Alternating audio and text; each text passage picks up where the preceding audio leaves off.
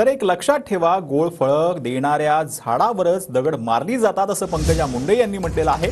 पैलवान बुद्धिमान असतात. महेश लांडगे हे राजकीय पैलवान असल्याचं देखील पंकजा मुंडे यांनी म्हटलं. पुण्यात पंकजा मुंडेंकडून भाजपचे उमेदवार महेश लांडगेंचा प्रचार केला जातोय. रामकृष्ण हरी म्हणत विकास कामं करायची आहेत असं देखील पंकजा मुंडे यांनी म्हटलं. पैलवानाच्या आखाड्यामध्ये कुणाचा फोटो असतो, कुणाची मूर्ती असते? हनुमानाची असते. बल बुद्धी आणि विद्या हनुमान देत असत. लोकांना गैरसमज आहे, पैलवान माणूस म्हणजे भावनिक असते. पैलवान माणूस हा बुद्धिवान असलाच पाहिजे. या शरीरातला कोणता स्नायू कसा वापरायचा हे त्याला कळतं. ते साध्या येळागाबाळाचं काम नाहीये.